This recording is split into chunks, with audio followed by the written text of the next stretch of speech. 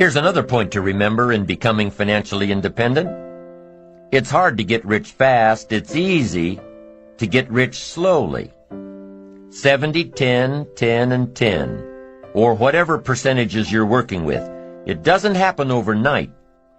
With conservative investments, it takes a while. It takes discipline to keep adding value to your future. A little every month, a little every month, a little every month. It takes time to build your fortune, your financial independence. There's a saying about investing. Time, not timing. The saying says time, it takes time. Now, if playing the stock market is what you do, then you know that timing is a whole other ball game. But for the average person, it's time.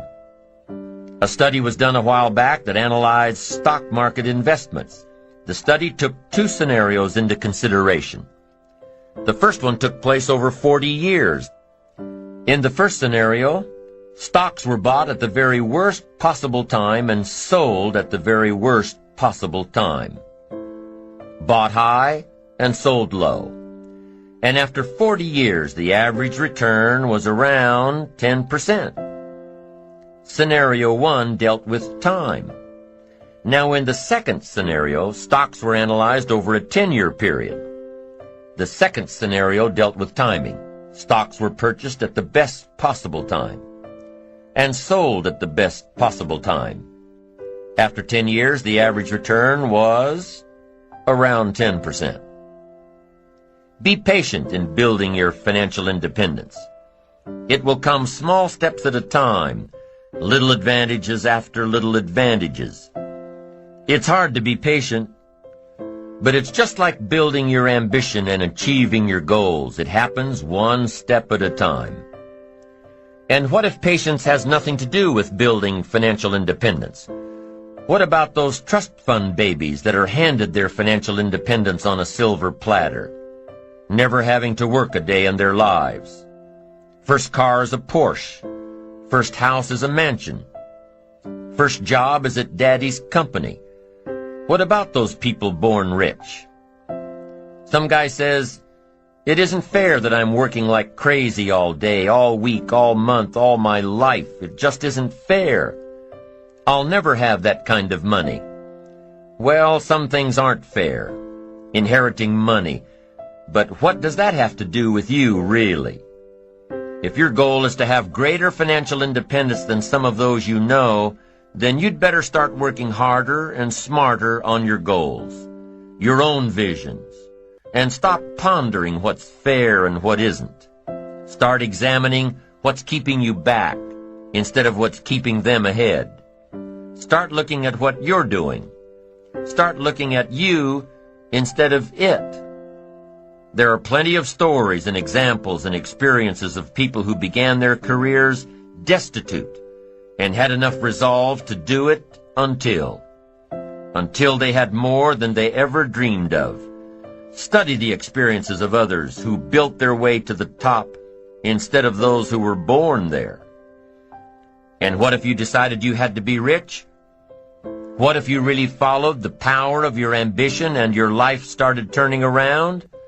Well, aside from getting on the right track, increasing your earning potential, decreasing the percent you spend, increasing the percent you save, invest, give away, aside from all the benefits of achieving, there will also come some disappointments.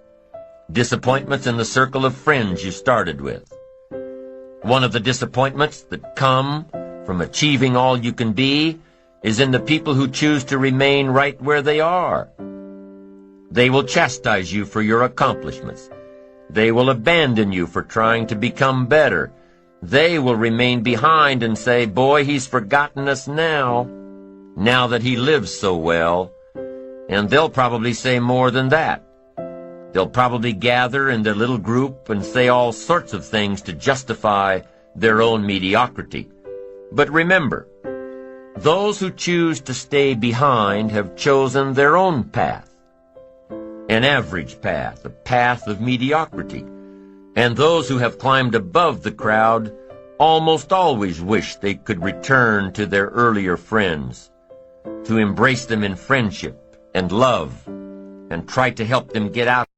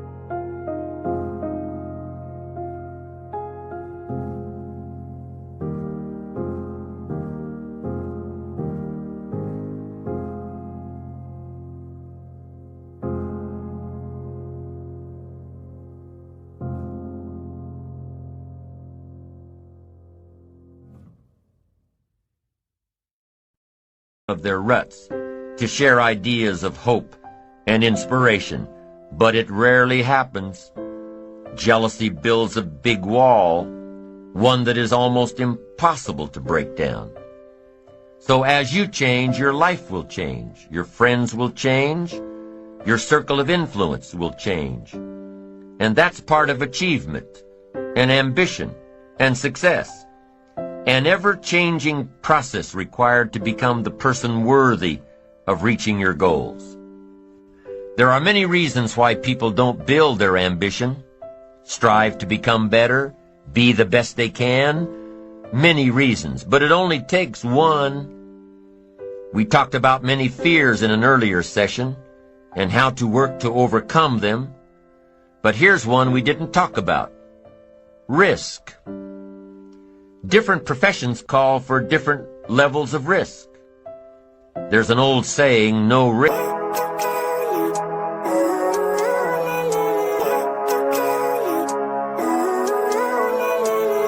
Living life, every day, late at night, not okay. All I want, and I pray, all I need are some better days. Fuck me, I'm looking in the mirror, so foggy, but I've never seen clearer. I don't really think anyone can save me, and honestly I'm not really sure I want saving. I like to be my own worst enemy. There's no risk if you don't try at anything, so I'ma just keep buying everything. See you in the next life, have to be a better me. I don't think that my head's on straight, gotta flip it and grip it and go and get an x-ray. What's wrong with me? I just feel weight pushing on my chest and it squeezes till I suffocate. Better change my mindset, meditate. It's pretty cool that I'm alive and have better days. I could walk, see, hear, I should celebrate. Think I could change my mind, maybe elevate. Living life, every day, late at night, not okay. All I want, and I pray, all I need are some better days. Yeah, all I need are some better days. Cause all I want, and I pray, I believe in the better days. I'm kinda stuck between a rock and a hard place. Do I work hard or live at my pace? You're only young once, yeah that's all great, but I also want a future where I'm okay. Living life is doing lots of cocaine. Wait no, it's living with no shame. Wait no, it's sleeping in on Sundays. I guess it's different for each of us and that's okay. Well I just wanna be happy, how to get there? Glad that you asked me. I think it's different for everyone. Some of us need work, others need fun. Some of us need purpose to overcome. But try to do what you love when it's said and done. Cause there's so many differences in each of us. Trust your gut, it can show you what you want. Living life, every day, late at night, not okay. All I want, and I pray, all I need are some better days. Yeah, all I need are some better days. Cause all I want, and I pray, I believe in the better days. Living life, every day, late at night, not okay. All I want, and I pray, all I need are some better days. Yeah, all I need are some better days. Cause all I want, and I pray, I believe in the better days.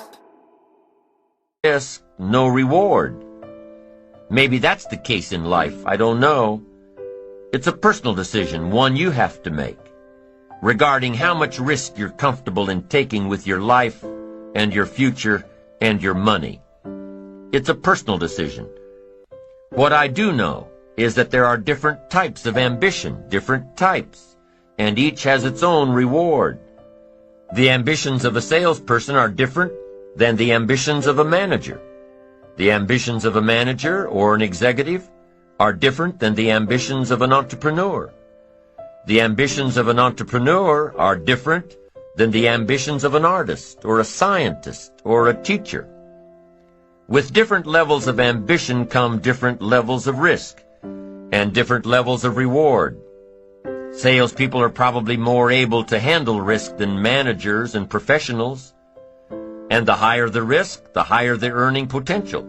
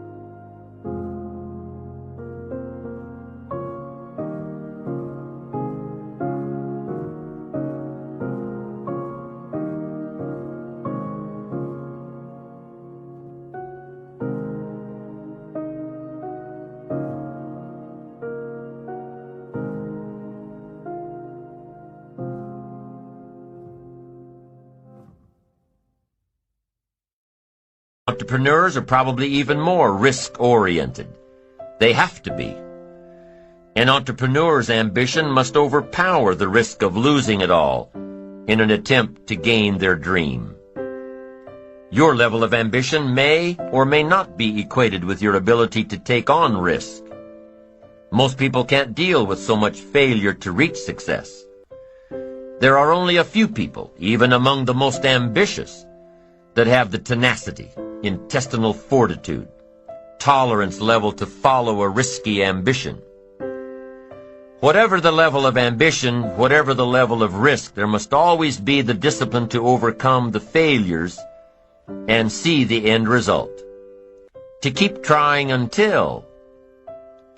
Jonas Salk kept working through his failures until he developed the polio vaccine. Whatever your level of ambition, keep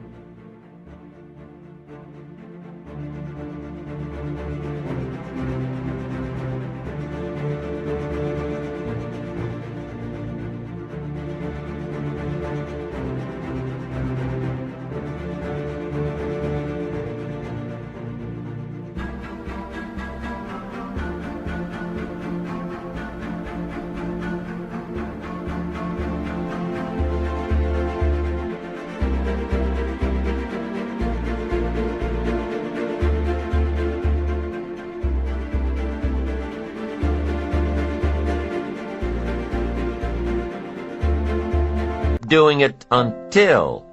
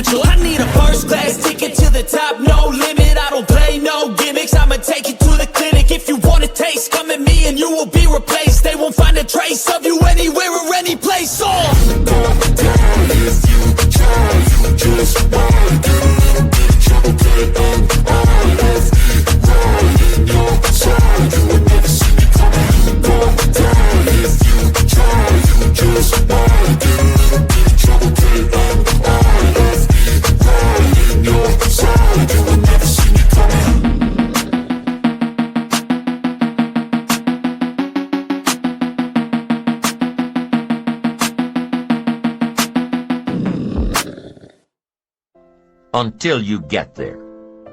The riskier the ambition, the greater need for stability in your personal life. If you've got everything on the line in your business, you'll want to make sure everything is in line at home. John D. Rockefeller was very frugal in his personal habits, but he was willing to take risks, big risks, with investments in debts, risks that made his colleagues shudder. So as you're developing your own plan for financial independence, as you're working toward the ideal of living off of 70% of what you make, remember the first step is to define a plan. It may not be ideal, but you're taking the first steps. And when you follow your plan, the money you put away today will help you build your financial independence tomorrow. And with financial independence, the result of your ambition, the reward of your ambition,